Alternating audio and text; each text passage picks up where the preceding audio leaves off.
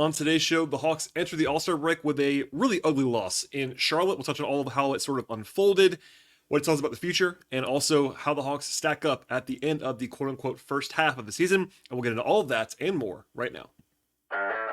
You are Locked On Hawks, your daily Atlanta Hawks podcast. Part of the Locked On Podcast Network. Your team every day.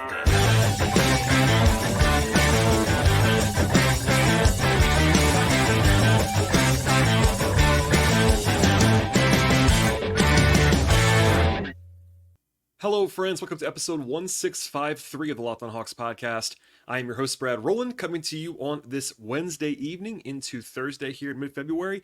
And I want to encourage you at the top of the podcast, as I always do, to make us your first listen each and every day. Check us out and please subscribe to the show anywhere you get your podcasts, places like Apple and Spotify, as well as YouTube on the video side. We've been very busy on this platform. If you're a new listener, welcome aboard. And I encourage you to go back in the archive, listen to all kinds of stuff. We'll have much more in the future as well.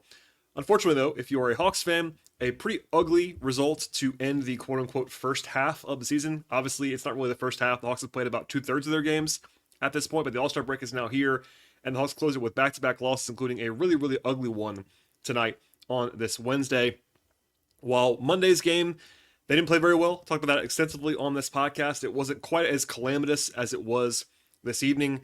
The Hawks lost to a pretty bad Hornets team. And now the Hornets have won 3 games in a row now, but they enter this game with the worst net rating in the NBA, aka point differential.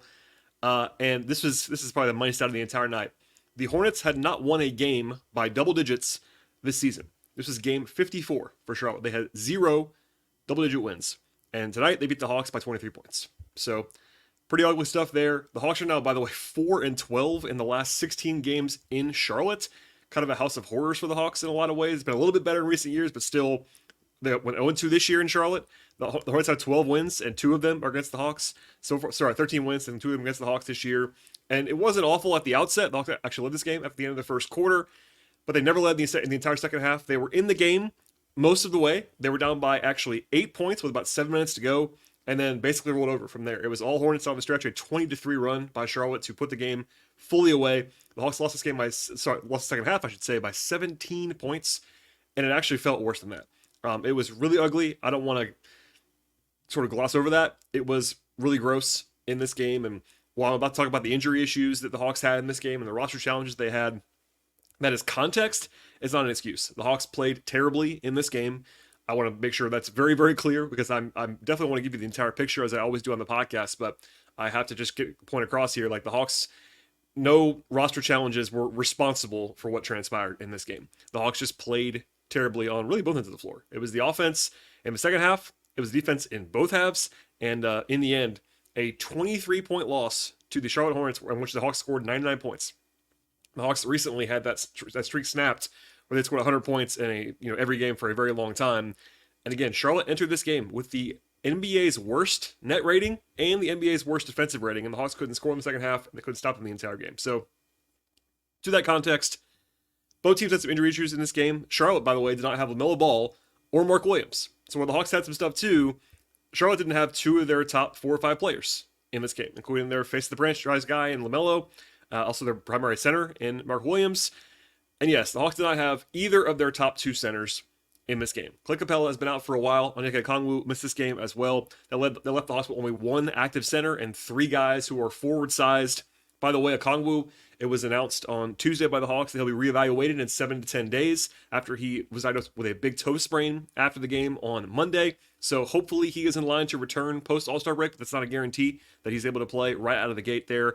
Capella, by the way, is expected to return to practice after the break, so he could be as a sort of available as soon as the Hawks get back. So we'll see who returns first between those guys. But all that said, no Capella, no Okongwu. Size issues were certainly prevalent in this game.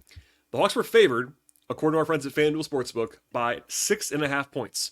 And yes, it was on the road. People were asking me why the Hawks were favored by that much. I don't want to overstate it, because I'm not trying to get anybody mad at me in Charlotte, but the Hornets are really bad. Like, they've been better recently, certainly true. But again, worst net rating in the league. And even with this win, they're 13-41. This is a bad basketball team who was missing their 2 of their top 5 players.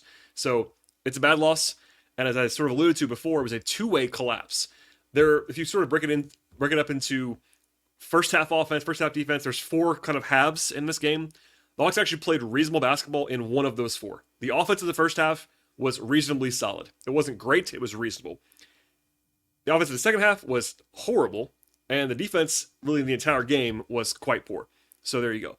We'll go to the defense first. This is the end of the floor that the Hawks have been having issues with all year long. The Hawks are in the bottom 5 defensively in the league for a reason. They're really bad. And yes, without Capella and Okongwu, you would project them to be worse, but Charlotte isn't great on offense either. So a 125 defensive rating in the game for the Hawks, and it was well above 130 until garbage time. So I think this 125 is probably kinder than it actually should have been in this game. The Hornets shot 40% from 3 and 56% on 2s in this game.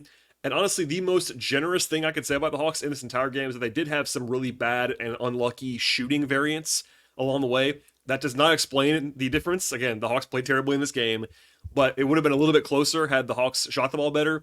The Hornets and Hawks took about the same amount of threes in this game, and Charlotte made 6 more of them. So that is a notable difference and could have swung things. And Quinn Snyder did say post-game, he talked about the fact that, yeah, it would have been nice to shoot better, but then he also pivoted to the fact that it was an effort problem, it was an execution problem, all that stuff. Like, it was a calamitous performance across the board. Defensively, in transition, it was a mess. They allowed 21 fast break points and almost a point and a half per possession in transition in this game. That was only one of the problems, but it was certainly a major one. They didn't get killed on the glass or at the free throw line, even without the size on the interior, because Charlotte was playing pretty small too. But this is not a good offensive team they were playing against. It was not competitive at times. Like, obviously the center stuff hurts, but even when you adjust for that, it was not good defensively. And that's been a theme all year long. Even with the Hornets kind of taking the foot off the gas on the stretch, they allowed 122, and it probably should have been much higher than that in terms of points in this game. Then you get to the offense. So you could argue that the offense was more disappointing on the whole because the numbers say that based on what the Hawks usually do and their personnel available. So the Hawks had a 101 offensive rating in this game. That is their 4th worst of the season, and this was game 55 for the Hawks. So their 4th worst offensive rating of the season. That's only in a vacuum. Then you throw in the fact that Charlotte is the worst defensive team in the league this season. And you could argue pretty reasonably this might have been their worst offensive performance of the year.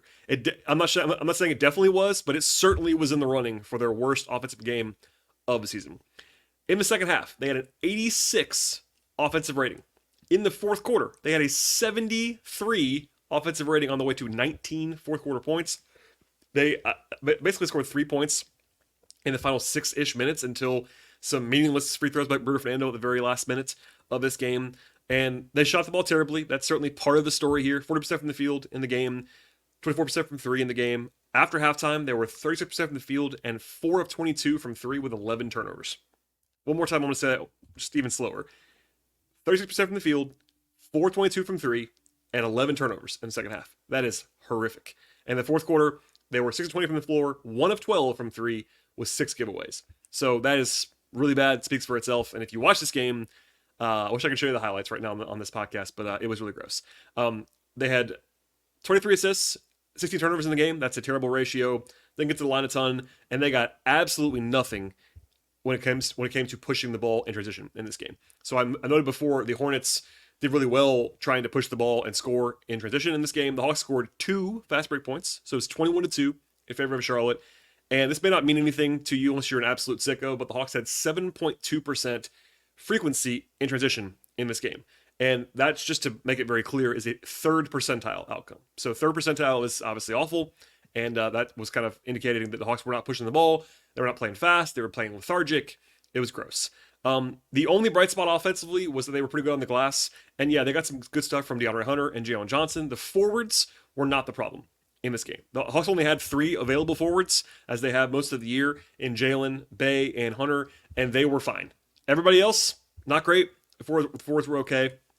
And but look, it wasn't just this, but Trey Young and DeJounte Murray, as we'll get into later on in the podcast, struggled mightily for the second straight game. And the Hawks are going to have trouble offensively when Trey and DeJounte are both bad, and they were once again in this game both bad. That's 2 games in a row. They shot the ball poorly, played poorly, and that's going to be putting the Hawks in a bad spot. And unlike Monday, when Bogey kind of went off at times, that didn't happen in this game. Yeah, they got some big nights from Hunter and Johnson, but that was kind of it. And no like super outlier games to kind of sort of overcome the issues that they had from Trey and DeJounte. So After a 31 point first quarter, the Hawks never cracked 25 points again in the second, third, or fourth.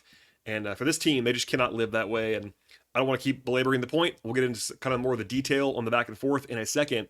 But just to say it one more time, this is one of the worst performances of the year for the Hawks. And Steiner talked about this after the game. He kind of mentioned it as a possibility, like whether he was kind of thinking out loud about whether the Hawks like packed it in before the break, one game too early. That does happen. Like it's not an excuse. It shouldn't happen. But because it was so proximate, the 1-2-3 Cancun trope kind of gets thrown out there. This looked like a team that was not ready to close this game. They played okay in the first quarter. They played okay in the first half for the most part. They were still down. They weren't playing terribly. The second half was truly a wonder. So I'll leave it there for now. We'll have more of the details coming up in a second on my observations, and then at the end of the podcast, my player analysis. But first, a word from our sponsors on the show. Today's show is brought to you by Hungry Root, and the days are getting longer. And while there may be a little bit more daylight in your life, do you feel like there isn't enough time in the day? And with Hungry Root, customers can save 5 hours per week without the stress of meal planning and grocery shopping. Hungry Root also gives you the savings of money by eating out less and avoiding that expensive takeout that you might settle for, and it reduces food waste by 30%. Hungry Root is your partner for healthy living. It's the easiest way to get fresh, high-quality groceries and simple, healthy recipes delivered to your door.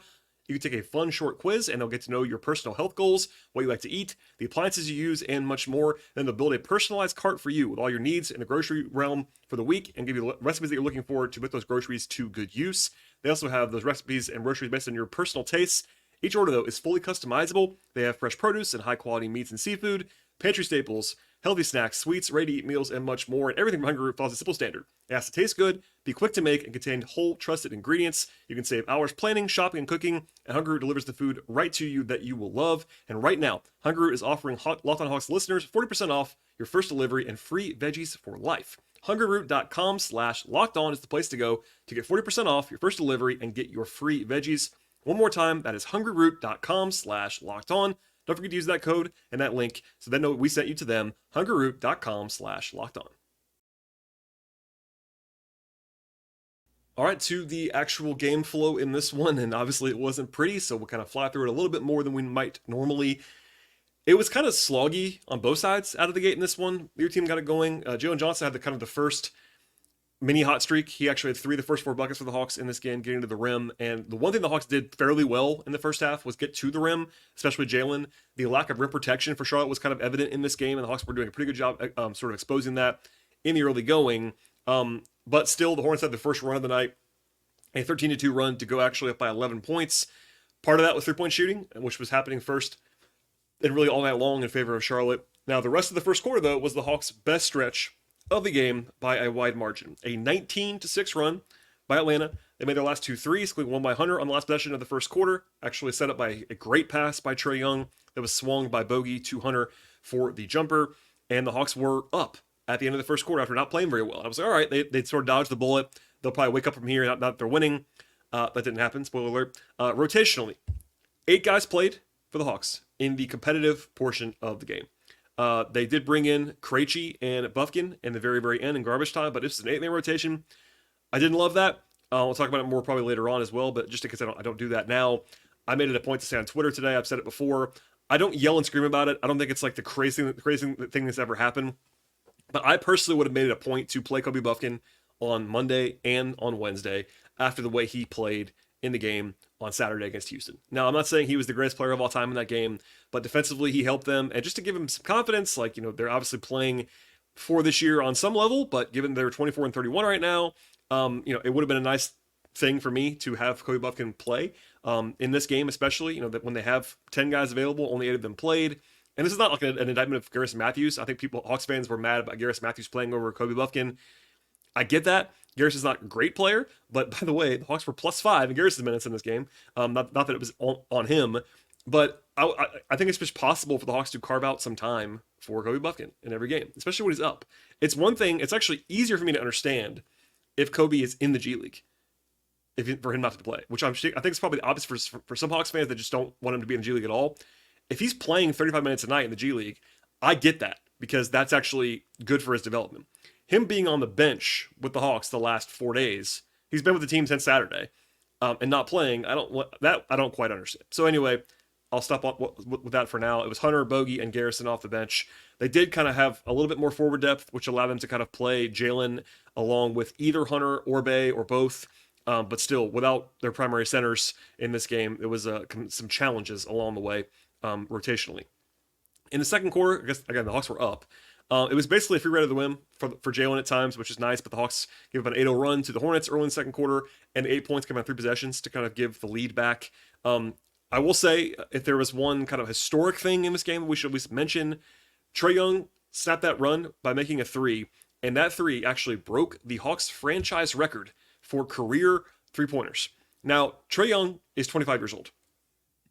Pretty impressive to have a career record for a non-expansion franchise at the age of 25.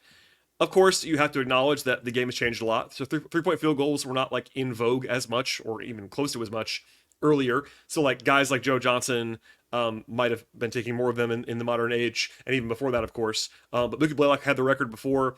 Trey's gonna, if he sticks around Atlanta, which we'll talk about, I'm sure, later on this week and into next week, all the rumors around that, or at least rumblings around that. But we'll leave it alone for now.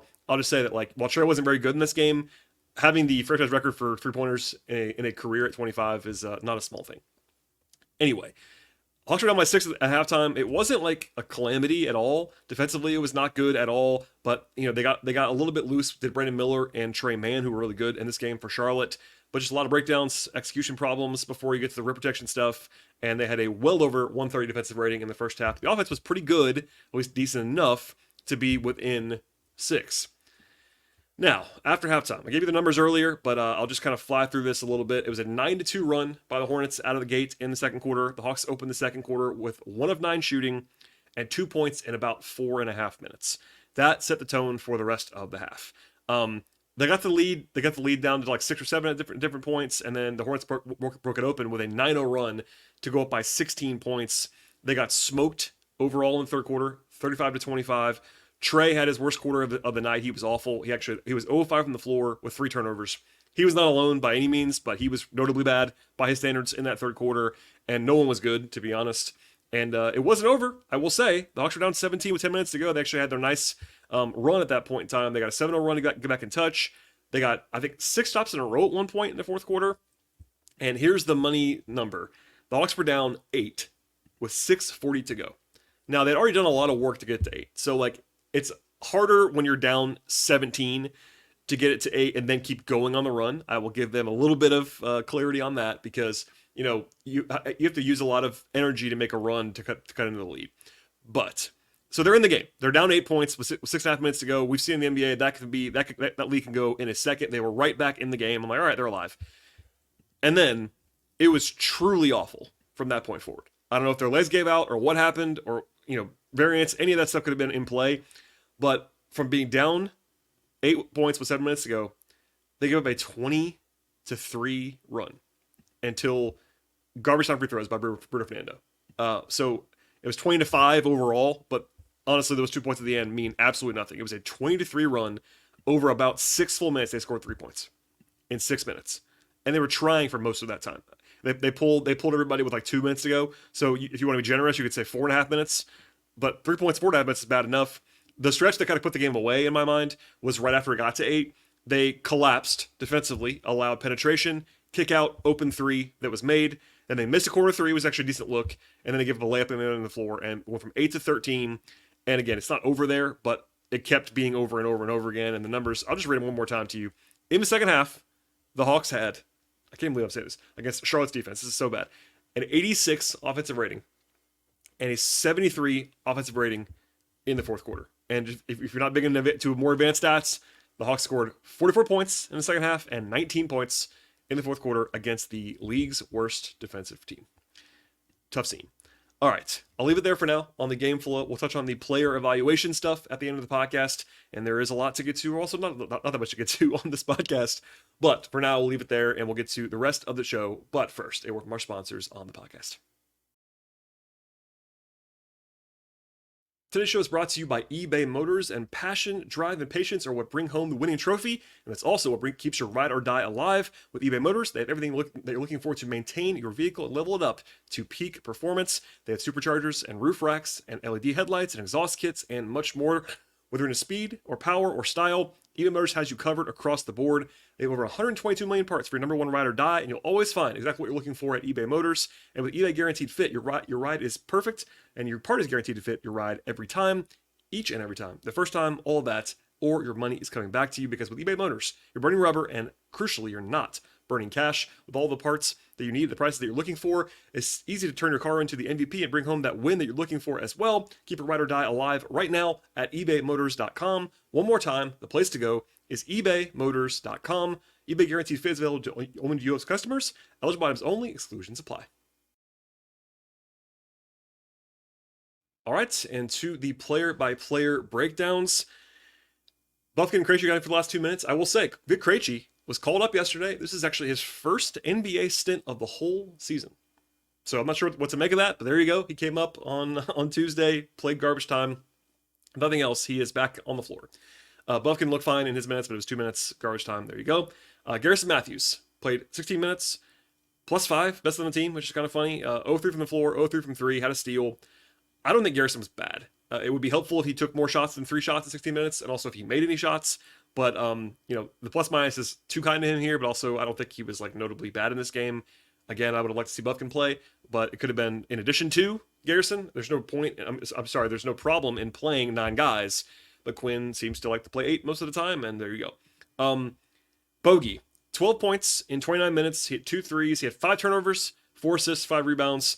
Bogey was scorching hot on Monday. He was not particularly good in this game. He made some shots, but turnovers were a lot to deal with, and also his defense was really bad, I thought. So certainly below average game from Bogey off the bench. If there was a guy who played probably the best, it was of their, at least compared to their baseline, it was probably Hunter. If it wasn't Hunter, it was Jalen Johnson. So we'll talk about Hunter now. He led the team with 21 points in this game, got to the line 7 times. That's actually been a really, really encouraging sign since Hunter came back, is that he's getting to the line a lot. And that means he's aggressively attacking the rim. Always been kind of a weakness of DeAndre, that he looks the part, but doesn't always use his physicality. He's been better at doing that. I think that, him play 28 minutes is just fine. I don't know if they're going to have him starting post All-Star break, but I think he's ramping up now to the point where he's playing enough minutes where he could start again. We'll keep an eye on that. But I thought he looked good in this game. Hit 2 threes, was 4 of 8 on 2, which is just fine, and was efficient, and certainly was one of their better guys in this spot. Bruno Fernando, 6 points and a career-high tying 12 rebounds for Bruno in this game in 26 minutes. Had 5 fouls. He wasn't particularly good. He was better than he was on Monday. I thought Monday he was pretty rough, and I talked about that a lot on the show. He was obviously in a big role tonight. He had foul trouble. Couldn't really afford that, but either way, they weren't going to play Bruno more than 28-ish minutes probably in the game. They kind of had to play Jalen a lot at center, but I thought Bruno was not disastrous. He was not good, but he was better than he was on Monday. And I think, obviously he's overstretched in this role. Anytime you're building a team and you have 3 centers and the 2 of them who are obviously the best guys are both out, it is tough sledding in the NBA. But, part of that's roster construction questions too. The Hawks did not build a roster that makes a ton of sense, sort of being lopsided. They're really small at different spots. And Snyder's talked about that vocally at times. I'm not sure if that's a message to front office or what, but anyway, Bruno was better than he was on Monday. I'll leave it there. Saddiq Bey was fine-ish, 14 points, 4 rebounds. Defensively, he was kind of an adventure in this one, like a lot of guys were. He actually was a game worst, -28, along with DeJounte. They were both -28 in this game. The Saddiq was not the problem. He probably should be better than this and has been better than this, but he was not the guy that was the issue. On the bright side, Jalen Johnson, 19 points, 12 rebounds, 2 blocks, played 38 minutes in a game in which they were getting blown out, but he had to play center. He had to play power forward. I thought Jalen was pretty good. Defensively, I've brought it up a few times now. I think people are starting to notice it a little bit more. He's not been great the last couple of weeks. I don't know if that's because of the increased workload or the rookie wall. I know Kevin Schnarr talked to him a little bit in a good interview, and he kind of noted that he's maybe got some tighter legs. Not a surprise. He's playing a lot of minutes for the first time in his career, so that's not it's not an excuse. I thought he was good in this game, but he was 0-5 from 3. He was good around the rim. 12 rebounds, didn't have an assist. That's kind of strange for Jalen to have 0 assists in the game, but I thought he was pretty decent. He was kind of the only guy, along with DeAndre, that was, but there you go. And then, so Trey and DeJounte. I alluded to it earlier, but the last 2 games, so Monday and Wednesday, and the 2 losses in which the Hawks were favored in both games, Trey and DeJounte combined to shoot 19 of 58 from the field, which is sub 33% from the field. And then they were 7 of 33 from 3-point range in those 2 games. So that is obviously awful. There's more to life and more to basketball than shooting efficiency. So there are other ways to make an impact. But they can't really survive with Trey and DeJounte doing that together.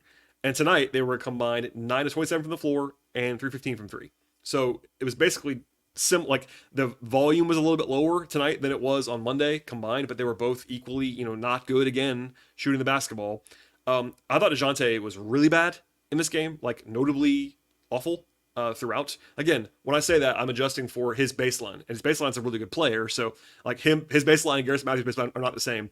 But DJ was minus 28. He was 5-15 from the floor, 1 of 7 from 3-point range. Did have 7 rebounds, 4 assists, 3 turnovers. Had a block and a steal, but defensively really rough. Offensively, like his plus minus, like the non-Trey minutes were really, really, really bad in this game. In fact, the Hawks actually won the Trey minutes. We thought they didn't win them, but like they were -8 without Trey, and everybody else is what it is. But so the no Trey, DeJounte was just not his best. Like nobody was, but he was bad. Trey had 12 assists, so that's a positive. But other than that, he was not good either. There's no way around that. He had a better stretch in the first half than DeJounte did at any point, or that most guys did. But his third quarter was really rough in this game. Ended up with 12 points on 12 shooting possessions. Not what you want. Only 2 of 4 on twos, but 2 of 8 from 3. The passing was there. He had a couple of really, really impressive passes, but that's kind of it. So look, at the end of the day, offensively, it was a calamity. Defensively, it was really rough, and not the way you want to enter the break. So it can be sort of too much made of the way you end the quote unquote first half of the season, and the positivity or the negativity. If they had won these 2 games, would it have been that everything's fixed? No, but it's not great to go into the break the way they did. They're now 24-31 this season. That is not where anybody wanted to be. And while the Hawks have had some injury issues, I'll be the first to acknowledge that. They have not had outlier bad injury luck this season. In fact, the only guy in their top, 8-9 guys who has played less than 40 games is DeAndre Hunter. Jalen missed some time. He's only played 41 games this year, but Trey's played most of the time. So has DeJounte. So has Bogey. So has Bey. So has Okongwu. Capella has missed some time now, but he was healthy before that. So they haven't had, there was a couple years ago, they were battered by injuries. I talked about it a lot. This year, they can't really make that excuse. So it's been a rough one. We'll see how they sort of reset from here. Just only a few days ago, I could feel the optimism even around the team. Like Quinn was in a better mood. They're winning some games. The fans were happier. They've been playing better basketball. Even their losses to the Clippers and the Celtics were pretty good. Like they played pretty well in those games. And then to end this run this way, some of the vibes are going to be rough going into the break. Obviously, it's important to know that teams really do get away now for about a week. The Hawks have a longer break than some of them do because the Hawks don't play. There are some games tomorrow on the 15th, and then there's some games on Thursday the 22nd. The Hawks don't play tomorrow or that first Thursday. So they have 8 full days. Now, they will make everybody come back to practice a time or 2 before then, so they're not off until they play a game again. But this is a real break. Guys will get away from each other. They'll go hopefully rest. And other than Trey's the only one that's involved in All-Star Weekend. So everybody else should be basically off for 4, 5, 6 days. And we'll see how that all looks injury-wise with Clinton Onyeka. But yeah, a nice full break. The Hawks are currently, by the way, the 10 seed in the East. So even as poorly as they've played this year, and they have played poorly, they have wildly, in my opinion, underachieved this year. They are still currently in the postseason. Now, notice I said postseason, not playoffs. The playoffs are the top 8. They would be an underdog to do that right now because as the 10 seed, you got to win twice on the road in the play-in. We're still a while from that, but they are still 2.5 games ahead of the Nets for the 10 seed, and I think the Nets are not very good. So I still project the Hawks to be in the top 10. These 2 losses definitely hurt their chances to get into that 7-8 range, where I thought they might end up by the end of this thing, but we'll have more on that in the future, I promise you. But unfortunately, tonight was a rough one to end the first little stretch here, and we'll have much more coming up. Now, as a programming note, I will not have a show every day during the break. I have to take a break too. I'm also traveling and all that stuff, but I will have content between now and when the Hawks return to the court. So please, please, please go ahead and subscribe to the podcast. That's how you will know. The best way to find out when the show is going to be coming is if you subscribe to the show. Apple, Spotify, Overcast, also on YouTube. Likes and ratings and reviews and subscriptions and follows and alerts and all of those things. Auto downloads, all that is the best way to find the podcast and to go ahead and support the show. Also, spread the word for us. Tell a friend or your family members about the podcast. That'd be huge, helping us to grow the product. And I do appreciate it. We are, again, more than 1,600 episodes into the show. I've been doing it since 2016. It'll keep going. We're still firing away. Also, we have bonus content if you're an audio-only listener on the feed from the folks at Locked On Sports Atlanta. So you have not only me, but even more stuff that's coming to you for the price of $0. So stay tuned for all of that. Thank you for listening. I do appreciate that. Enjoy the rest of your Valentine's Day. Enjoy your All-Star break. I will be back at some point in the near future. Stay tuned, and we'll see you all next time.